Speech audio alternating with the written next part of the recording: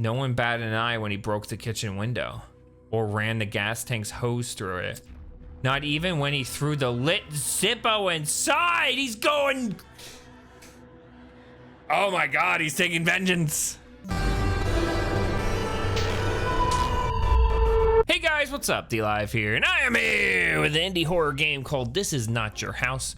It's a game where a person invades your house and you gotta get it back. There are multiple endings to this game. Looks very creepy, looks very weird. I'm excited to play it. So let's go ahead and jump in.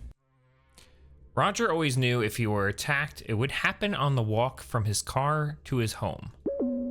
So he readied his house key before stepping out of the vehicle, keeping it ready as he walked to the trunk of his car. He hangs his groceries from his wrists, keeping his fingers free to open the front door without fumbling. That hurts, by the way. I don't know how people do that. As Roger makes his way to the porch, his eyes start darting between the house's corners. He's read about a young woman being ambushed in her driveway the week before. He tries to put it out of his mind by counting how many steps it takes him to reach the front door. But he can't stop listening for the sound of someone rushing toward him.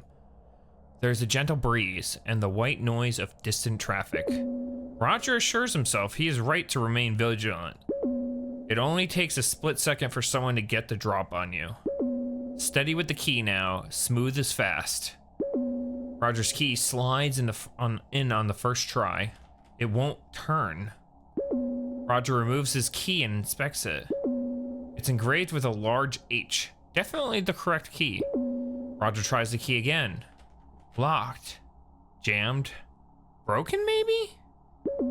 Roger takes a step away from the door and scans the area for suspicious persons. He sees no one. He releases his grasp on the key and leaves it in the lock. He drops his grocery bags on the porch. He tries furiously to turn, pull, and push on the key and door handle every which way. Without success, Roger hears something inside. A shadow passes by the window. It looks like someone's silhouette through the curtain. Roger pounds on the door. Open up this instant, the police are en route. The door unlocks from the inside. Homeowner, can I help you? You can start by getting out of my house. This house does not belong to you. Ooh. Check the deed, lady. A deed is only a piece of paper. Oh God, this is like a squatter. One that proves this house is my property. Personal property is a social construct. What? Those who inhabit a space own it. She's literally a squatter. I own this. Call the police. Get her out of here. Let her have the house. Take your house back. She does have a creepy smile. I'm not gonna lie. Take your house back. I have a rotisserie chicken going off out here. I'll be eating it in my dining room before it's room temp. The homeowner attempts to shut the door on Roger. Roger swiftly jams his foot in between the door and its frame. He presses his face into the gap his foot provides. I don't think you heard me. Roger shoulders the door wide open. The homeowner is knocked back into the kitchen. You forgot your chicken. Get the chicken. Stand your ground. Stand your ground. I'll get it when you're gone. Be sure not to leave too often, Roger. I have a habit of roosting in unintended spaces. Roger hears a car start up right outside. He looks outside the window and sees what's going on. The homeowner waves from the driver's seat of his car and disappears down the road. It can't be. Roger whirls around. The homeowner is no longer in his kitchen. He proceeds to clear the house, room by room, until he's sure she's gone. Roger spent the next few days gathering up every trace of the homeowner's presence and passed it on to the authorities. Doilies, table runners, oiled draped runners, candles. It seemed like she'd lived there for years, leaving things in odd places only someone familiar with the space would. It took Roger an additional half day just to rearrange the furniture. Thankfully, she hadn't moved in her own. Then there was nothing left for Roger to do except his grocery shopping. Oh God. Oh, I was about to say, don't leave your house ever again because she's coming back. He decided to have his groceries delivered by a boy from the neighborhood for a while. He didn't want to leave the house alone. He started to feel silly about it after a few weeks passed. Police couldn't locate his missing car. He bought a junker so he could handle his errands around town. Roger didn't notice the walk from his car to his house anymore. The only thing that worried him is whether or not he could turn his key when he got home. A shadow passes by the window. End credits. She's back! So he didn't get rid of her. That ending. Okay, that's cool. All right, so there's multiple endings to this. So that was just ending one. What happens if we get the chicken? All right. So we should be able to skip. Right? Oh no, I have to save? What the heck is this? I need to skip all the way to, okay, here we go. So we can go right back to decision. We're gonna take our house back. Then we can skip back to the chicken. Get the chicken! Get the chicken! Roger turns around to collect his groceries. He sees someone's analogous to the homeowner devouring his rotisserie chicken. UBITCH, that's my chicken. The homeowner behind Roger grabs a paring knife. The homeowner clamps a hand over Roger's mouth and shoves a blade into his back. Oh! She stabbed me! Roger tries to bite the homeowner and break free. Her hand remains firmly clamped over his mouth. He can taste the tang of her blood with an unexpected acidity. The homeowner gently lowers Roger to the floor. Roger tries to get up but grows weaker as blood pumps through his heart and out his back. The homeowner keeps him pinned to the floor and presses down to strain his breathing. Roger grows tired and slips away into a calm, reassuring dark. The homeowner's analog grabs the grocery bags and carries them inside. It sets the bags on the floor and steals a glance at Roger. We have plenty to eat tonight. There may even be enough in the to store in the freezer. We'll need to dress and quarter it to see how much there is. Now close the door. I won't tolerate a draft. The homeowner's analog grabs the door and throws it shut. The goings-on of the house is safeguarded from the eyes of prying neighbors by a door and some drapes. End credits. So the chicken, she has a twin, or she has like an analog, which is, I guess, someone who looks similar to her. So there's two of them. So her chicken was lost no matter what. Interesting. So there's two endings from that decision to stand our ground. Ooh. This is creepy. This is literally Squatter Simulator, but if the squatters actually were horror characters that could kill you. All right. So now we're gonna say, let her have the house, because we're too scared to do anything. Let her have the house. Keep the house. I'll take my car and head down to the station. Which car is that? The one I pulled up in. I didn't notice. The only one sitting in the driveway. But sir, that's my car. What in the hell? Roger turns just in time to see the car he calls his own reversing into the street. He sees the homeowner wave to him from the driver's seat and disappears down the road. Here, let me help you with that. Roger tries to run after his car, but the homeowner grabs a hold of his shirt. She slips it off with one deft sweep. What? Okay, listen. I'll take off my shirt. What the heck? Roger spins around, trying to grab a hold of his button down. He feels goosebumps forming on his arms as his nipples harden. Give me my shirt back. No need for these either. The homeowner grabs the hem of Roger's pants and yanks backward, knocking Roger flat on his back. The homeowner quickly slides off his pants and the remaining articles of his person. Roger lies dazed with his head pounding from the collision with the porch. He can hear the sounds of rustling fabric and crinkling plastic bags. Roger wraps his arms around his head and groans. Please, not my chicken. The homeowner gathers Roger's things, glides into the house, and slams the door shut. Roger pulls himself to his feet. He cups his genitals in his hands and tries to keep warm. He shakes from the cold. Oh, so we're just outside. She just stole all our clothes and left us outside. So we have 4 choices here.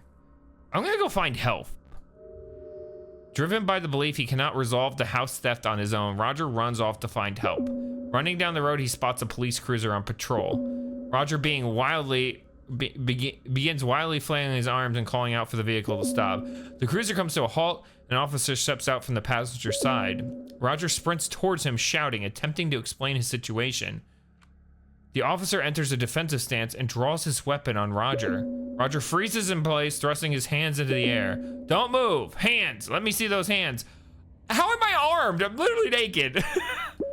They're up. I'm cooperating. Suspect is uncooperative. I'm cooperating. What am I a suspect of? Turn around. I said turn around right now. Roger complies. Walk backward toward me. Roger walks backward toward the officer. Not so fast.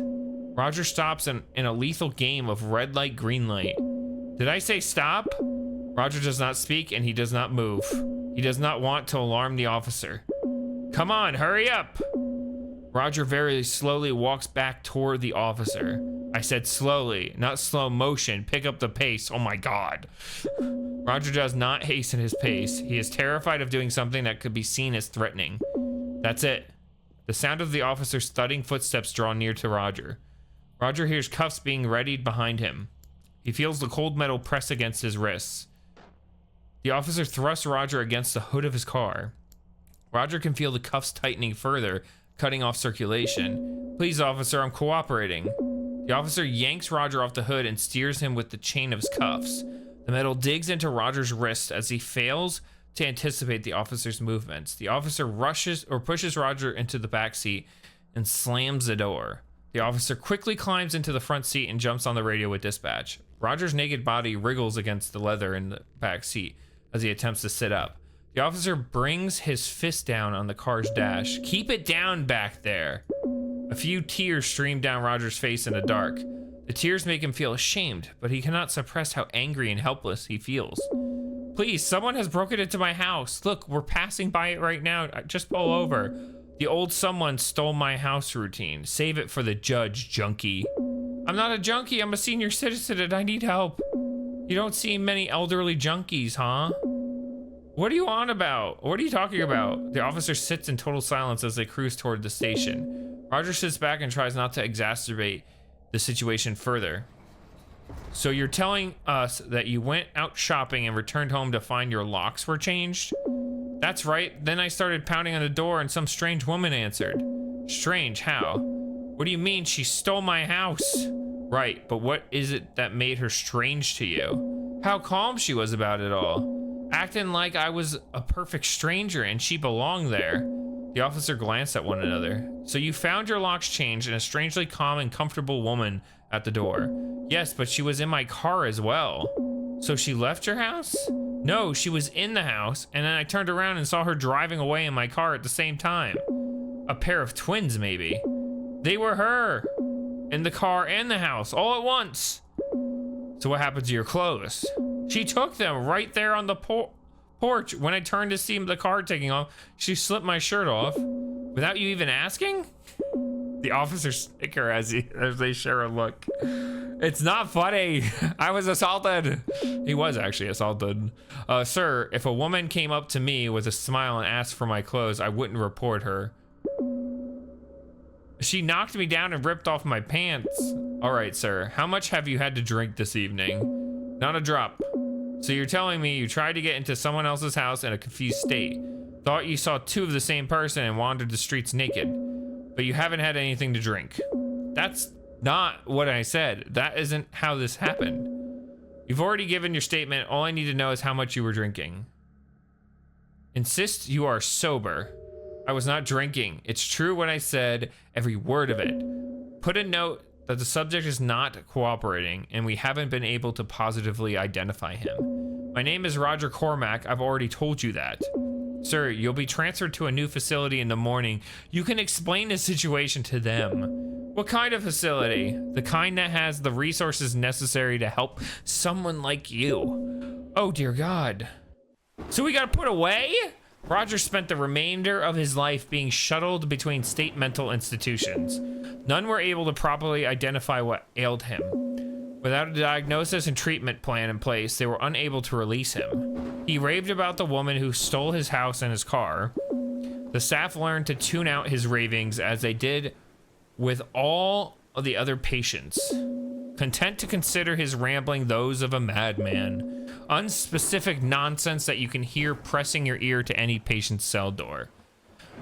All right, well, we went to get help and obviously we did not get any help. The police were straight up like, I don't know, if you see someone running around naked, you're not afraid that they're gonna pull a weapon on you, that you need them to raise their hand. They're asking for help. All right. Let's see what we got here now. We're going to let her have the house. We're gonna get all the way and just pretend like we're actually drunk and see what happens. Skip, and then we're going to find help. And then we're gonna confess to drunkenness. Roger hangs his head in his hands.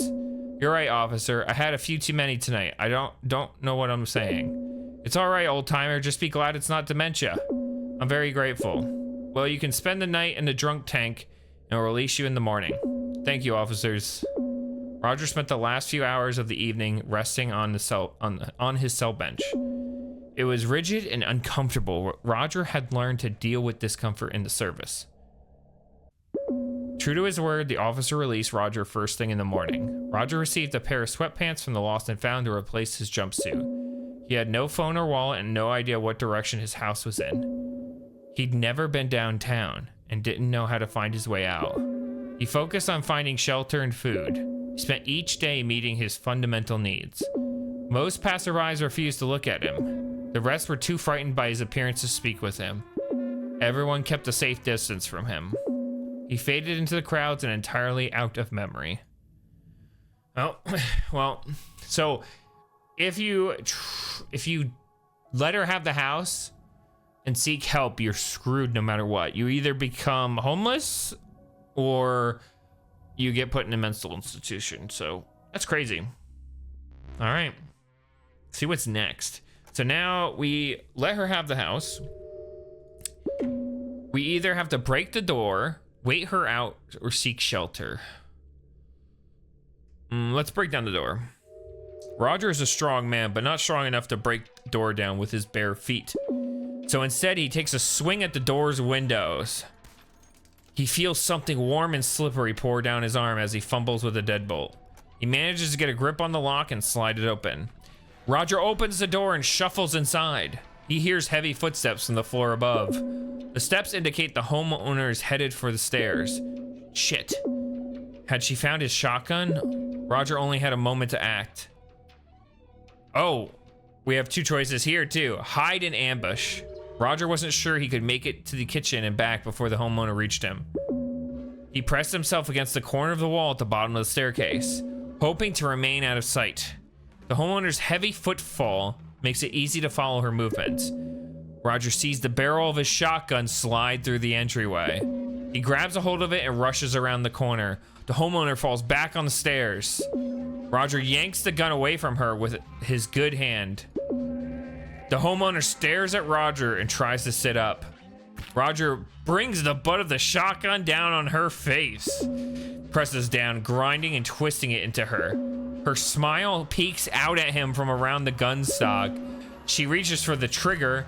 Roger pulls the gun away and brings it down on her face. He does it again and again. Oh God, and again, relentlessly fragmenting and distorting her features into a puddle. He was satisfied when he could no longer see her eyes. The police arrived shortly after. A neighbor called 20 minutes earlier due to the sound of breaking glass. Roger's defense team could not adequately explain the circumstances leading to him viciously beating an unarmed woman to death in his home. A woman police were never able to identify. Due to excessive facial and dental trauma, missing fingerprints, and a lack of documentation, the jury found Roger Cormack guilty of first-degree homicide. A prosecution convinced jurors that Roger had kidnapped the woman and killed her when she attempted to escape his home. Roger now inhabits a cell on death row, awaiting lethal injection. Did he not mention that his car was stolen? Wouldn't that be weird that the car was stolen? Come on, Roger, think. Well, it seems like most of these endings are bad. The best one was to stand our ground. I think we already got the best ending. Well, let's go more. So we're gonna let her take the house. Letting her have the house is a bad idea.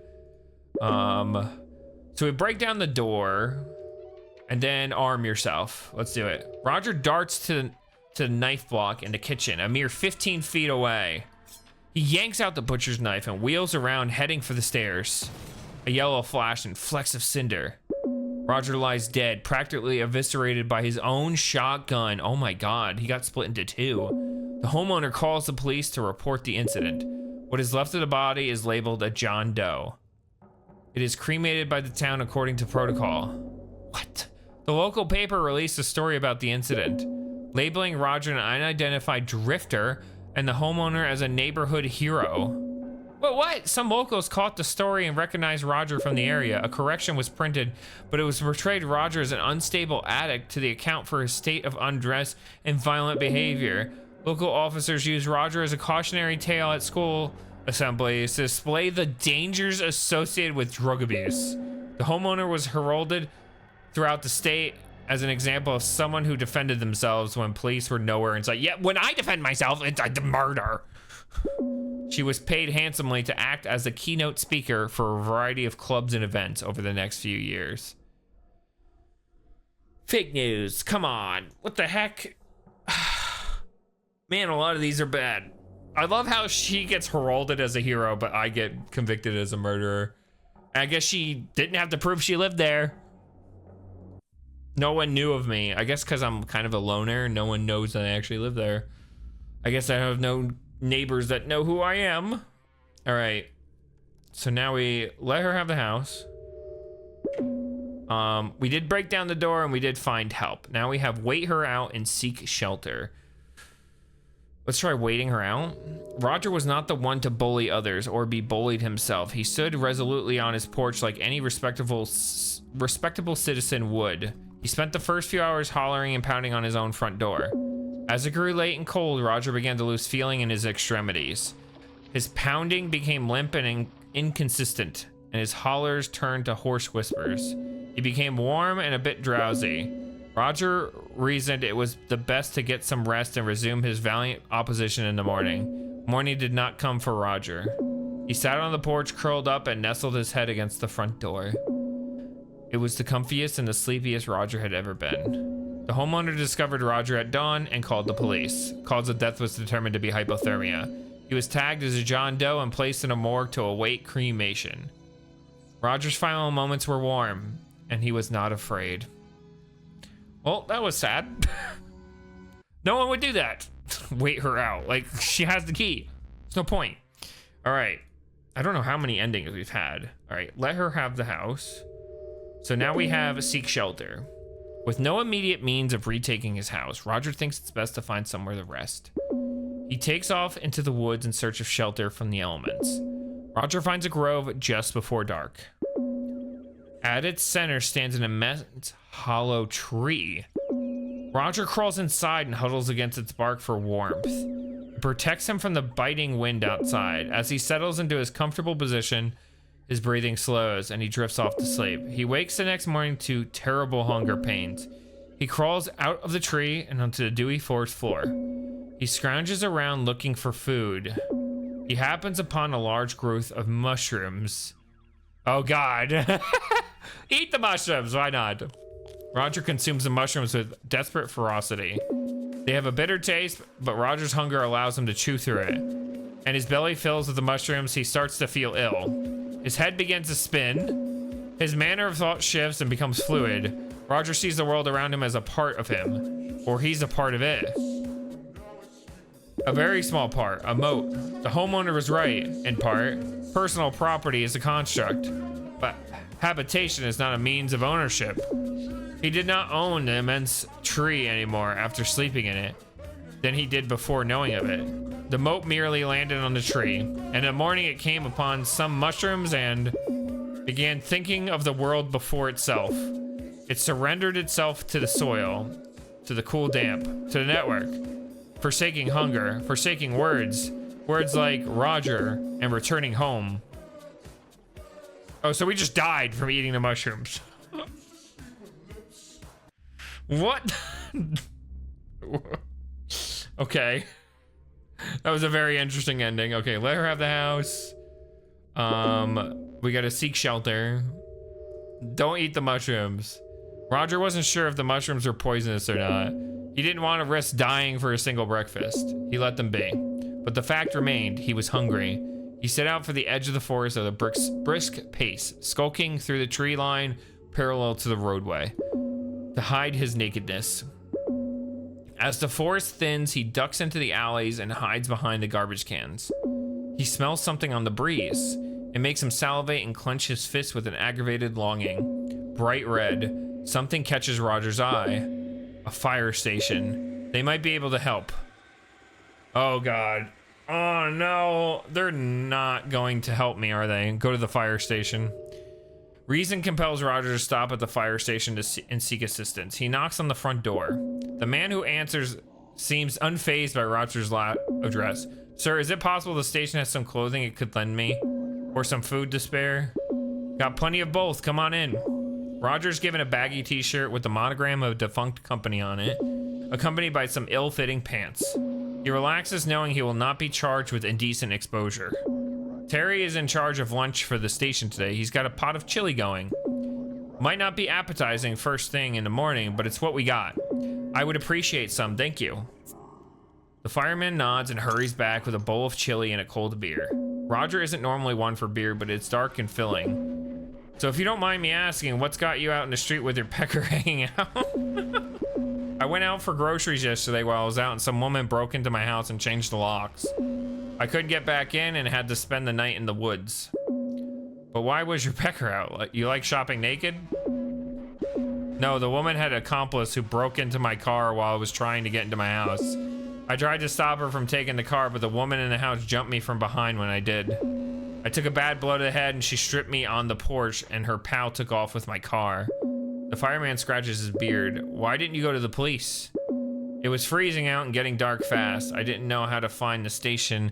She took my phone, so I just holed up for the night. Glad you made it. Awfully cold last night. Kind of makes it our slow season. I'm just glad I stumbled out onto this place. The facade really stands out. You got any kind of documentation to prove you own that house? Of course, I have the deed in a safety deposit box, but I need to get my ID to get it. And that bitch took my pants, with my wallet still in them. You think she's still in the house? Or took off in the car with her pal? She had no intention of leaving, I can tell you that. That settles it then. I'll get the blues on the horn and get this sorted for you. The fireman lumbers over the phone on the far wall. A wave of relief washes over Roger, knowing a civil servant is assisting him. Still, the fireman's reaction to Roger's story troubles him. He doesn't want the fireman thinking of him as a crazy old man. Worse still, Roger worries he is a crazy old man and just doesn't know it yet.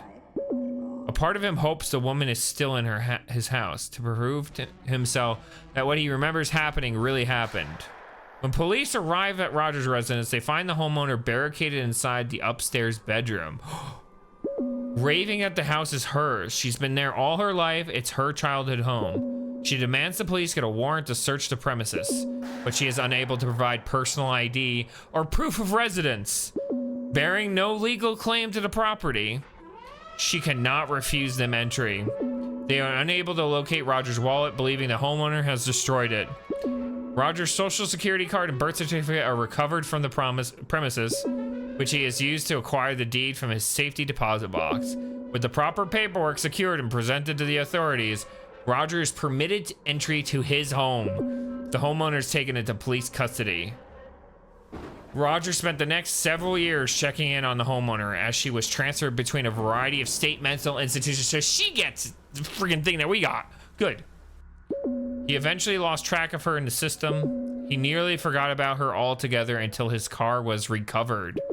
It was unearthed at a site in Nevada where BlackRock was breaking ground on the construction of a new housing complex. Roger put the car out of his mind. He didn't allow himself to worry about the homeowner. Oh, that's right. She has the twin. He kept his shotgun at his bedside and slept easy. She could come back, but she doesn't have the car anymore. But she could come back for vengeance. So we only got one of them out of the way. Interesting. So I wonder what happens if we go straight for the food. That's probably the best ending, because now we know the car is gone, and we know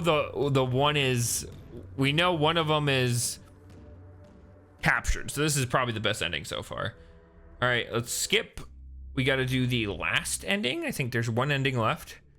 We let her have the house. Seek shelter. Don't eat the mushrooms. Follow the scent of food. Roger's hunger takes hold of him. It demands satisfaction. So he follows the scent in the air. He finds his way to a nearby Ultra store. The welcomer at the door barely notices him, distracted by a handheld gaming device. Roger wanders the vacant halls of the store until he finds men's clothing. He grabs a simple outfit, a pair of socks, and some sneakers, and heads straight for the ready-made meals by the self-checkout. Piping hot pizzas for breakfast. Roger grabs one of the boxes and takes a seat on the floor in front of the display. He uses the box as a plate and chows down on the warm treat. A bit sleepy but satisfied, Roger takes a moment to think.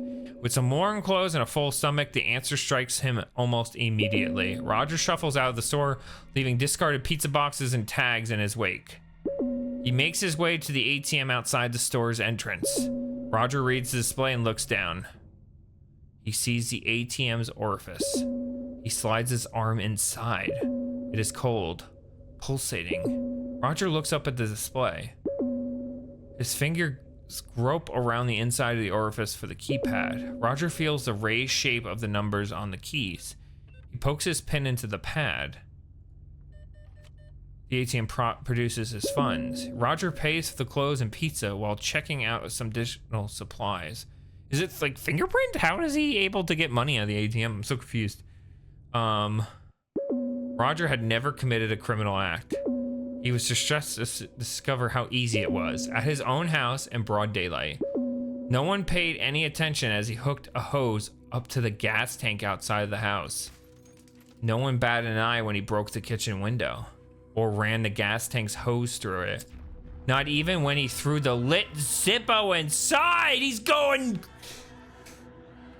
Oh my God, he's taking vengeance. The neighborhood only took notice when they heard the result. The fire department was first to arrive on the scene. Roger was impressed by the response time. Thankfully, their investigative abilities left much to be desired. They discovered the fire, a natural accident caused by a gas leak. Roger was able to claim the full amount of his insurance policy and use the money to buy a home closer to his grandchildren. I don't know, that seems like a pretty good ending too. And we actually killed her. Well, we may have. I mean, I'm assuming we did because we killed her last time with the gun. Oh, we had some positive endings. Hey, he gets to be near his grandchildren. All right, is that, I want to make sure, is that all the endings? I think there was like achievements for them all. So let me check real quick. Did we get them all? I believe we did. Yes, we did. We got them all. Nice. All right. So, man, that was a great game. I enjoyed it. I loved how you could actually skip the dialogue and get to new dialogue, and you didn't have to sit through for all the different endings. That's the one thing that stinks about games with multiple endings. You have to play through them again and do things you've already done. This game takes that out of the way, makes it easy. Thank you guys for watching. I hope you guys enjoyed. This is Not Your House. If you did enjoy, make sure you leave a like. If you're not subscribed yet, subscribe. It helps out a lot. And I will see you guys in another video. Bye.